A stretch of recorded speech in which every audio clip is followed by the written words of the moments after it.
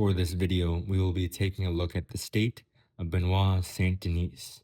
And first thing I want to cover is, of course, the two losses he suffered before he went on his four-fight win streak. Renato Moicano and Dustin Poirier. What we can make out from this is that he had reached a rough patch in his career, but it was very brief, and eventually he got back on the horse and he figured things out. Or it wasn't a matter of him figuring things out, it was more so a matter of him continuing to fight the same and not let it completely dismantle him as a fighter. He was still able to be a marauder. And that is the most critical thing about, or the most essential thing to Benoit Saint-Denis' game, is that he is very forward pressure of a fighter. He is constant pressure, and it is up to his opponent to disturb that, to delete or decrease the amount of pressure, the amount of output he is able to put on his opponent. In his last fight, I think it's important to look at the most recent fight when discussing how a fighter might deal up against his next opponent, because you want to understand or get a good idea where they are at in their career.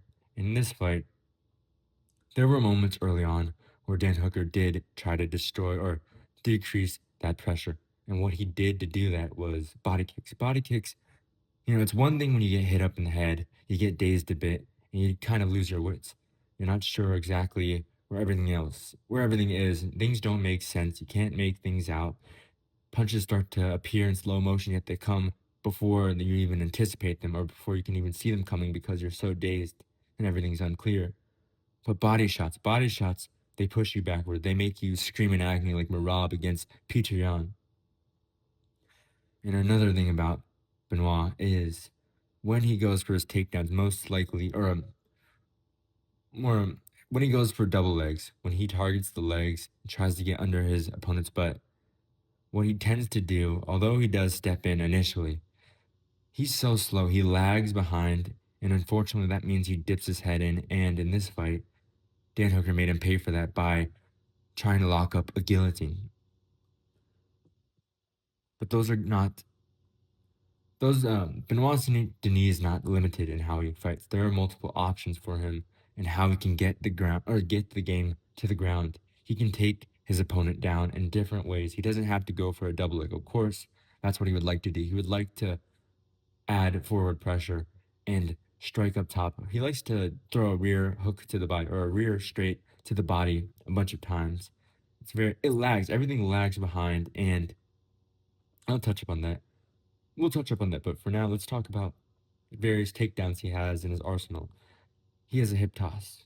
He got that on Dan Hooker, and people like to joke that judo throws are only applicable, or they only work in women's MMA, but they do work in men's MMA.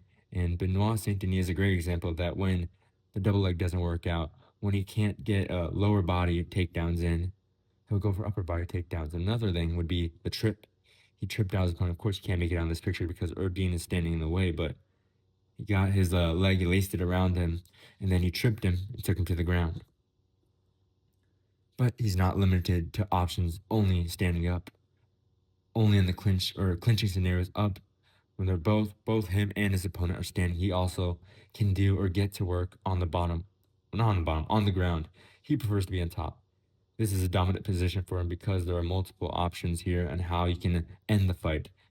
Whether it be a straight arm lock, which he did not get in Dan Hooker, or a head and arm triangle, which was looking to be tight and almost finished Dan Hooker. He was getting to the right side, but not fully, and Dan Hooker kept turning over and holding on to his other hand to try and pull him back and use his legs or use his left leg in order to try to pull him back or counterbalance the weight so that he wouldn't be flattened out and fall victim to that choke.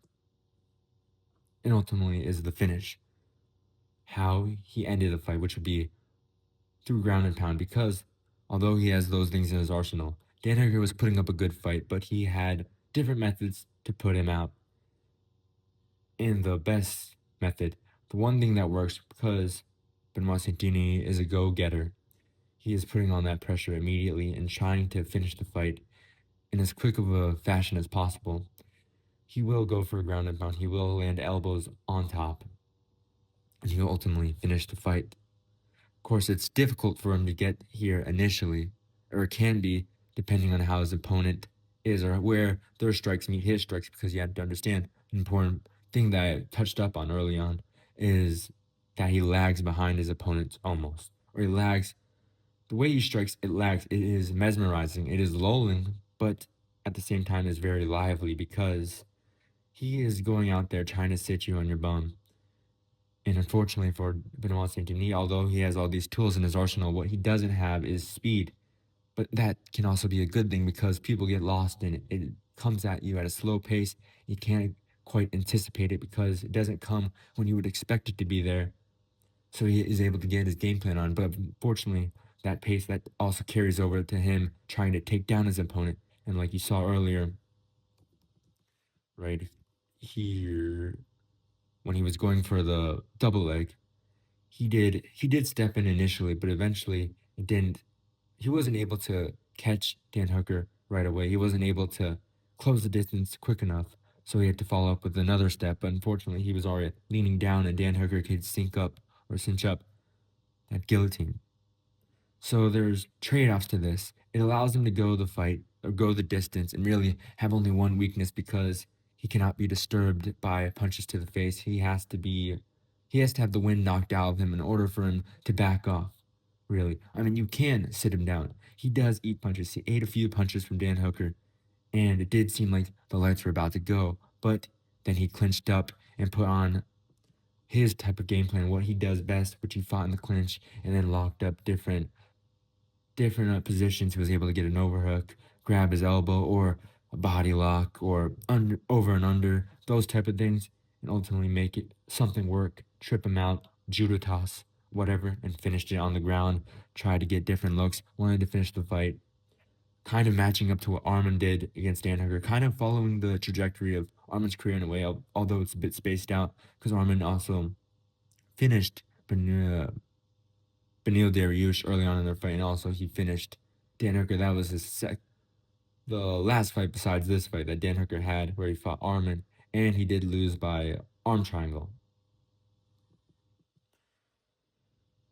So I guess when it comes down to it, the most worrying things about Benoit Saint-Denis is that he is slow, and that means there is enough time for you to kick his body or kick when he tries to dip his head in, and there's enough time between him thinking about going for the takedown and him getting behind your hips that you can lock up something like a guillotine.